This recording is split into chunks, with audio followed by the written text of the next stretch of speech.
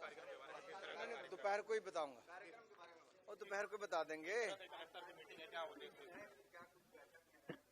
Bharatiya Janata party कार्यकर्ताओं की party है, संगठन पर बहुत बल देती है, और जब हमारे पास संगठन से निकलकर देश के शीर्ष स्थान पर प्रधान सेवक और प्रधानमंत्री के रूप में नरेंद्र मोदी जी हैं, तो हमारे सबका कर्तव्य ये भी बनता है कि आगामी लोकसभा चुनाव के लिए अब की बार 400 पार, उसके लिए कमर कस लें, मोदी सरकार की उपलब्धियों नीतियों को जन जन तक पहुंचाएं, उसके संगठन को और मजबूत करें ताकि हर पोलिंग बूथ पर 370 से ज्यादा की लीड दिलाने का लक्ष्य रखा जाए।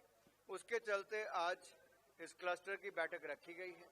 अभी मैं चंदौली जा रहा हूं और वापसी पे आते हुए बनारस में भी आऊंगा, और मुझे पूर्ण विश्वास है इस क्षेत्र ने पहले भी सब सीटें जिताई है, और अब की बार तो यूपी में 80 में से 80 सीटें जीतेंगे, एक नया रिकॉर्ड कायम करेंगे और देश में 400 पार करके तीसरी बार प्रधानमंत्री बनाएंगे नरेंद्र मोदी जी को।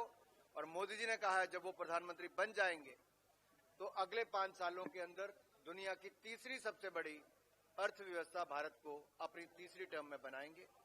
लेकिन साथ ही साथ हम सबका एक संकल्प ये भी है कि विकसित भारत को गढ़ने बनाने के लिए जन भागीदारी की बहुत आवश्यकता है, उसको लेके भी लगातार प्रयास जारी है।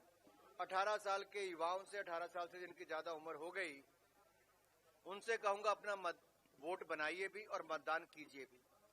अपना पहला वोट देश के लिए, यही सोचकर चलिए ताकि एक अच्छी सरकार वो बनाए और देश को आगे बढ़ाए। बताइए, राहुल गांधी जिस तरह से हर सभा में और रैली में अपने प्रधानमंत्री का नाम ले रहे हैं, और चुनाव आयोग ने नोटिस दिया है कि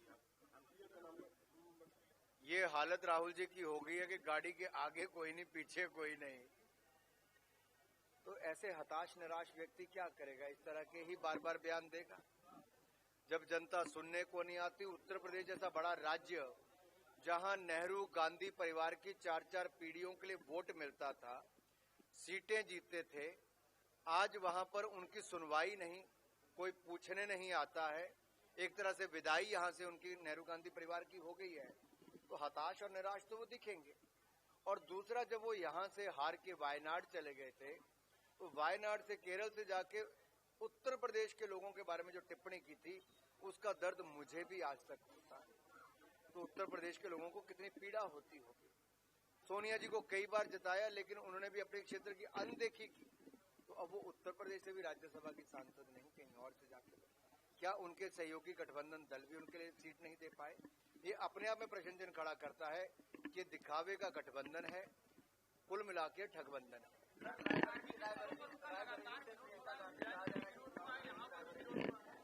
देखिए, धार्मिक स्थलों का विरोध करना ये कांग्रेस की आदत पड़ गई है, और कांग्रेस के गठबंधन के जो सहयोगी हैं उनकी भी।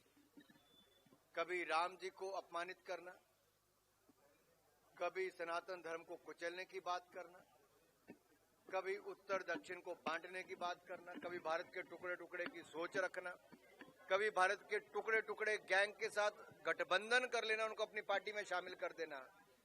आखिर ये कैसी सोच कांग्रेस की और उनके सहयोगी दलों की हो गई है? और इन सब विषयों पर कांग्रेस चुप क्यों है? पाकिस्तान जिंदाबाद के नारे लगते हैं जब कांग्रेस का राज्यसभा का सांसद कर्नाटक से जीतता है, लेकिन श्रीमान राहुल गांधी और मल्लिकार्जुन खड़गे जी कुछ नहीं कहते, पर्दा डालने का काम करते हैं, छिपाने का काम करते हैं। फॉरेंसिक रिपोर्ट आती है तो उनकी पोल खुल जाती है। आखिरकार ये क्या सोच के चले हैं? क्या सत्ता में आने के लिए देश के टुकड़े टुकड़े करने का संकल्प, एक बहुसंख्यक आबादी को अपमानित करने का, सनातन धर्म को कुचलने का, देश को बांटने का, जाति के, क्षेत्र के, धर्म के आधार पर बांटने का? ये कैसी कांग्रेस और कैसा गठबंधन है? ये अपने आप में एक बहुत बड़ा प्रश्न चिन्ह खड़ा करता है कि कांग्रेस और कितना गिरेगी।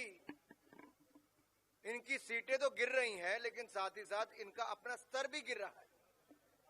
ये कभी इतनी सीटें नहीं जीत पा रहे कि इनका नेता प्रतिपक्ष भी बन पाए। और जितने गंदे और भद्दे बयान अब दे रहे हैं, अब जनता भी तय कर लेगी कि सुपड़ा साफ कांग्रेस का होगा।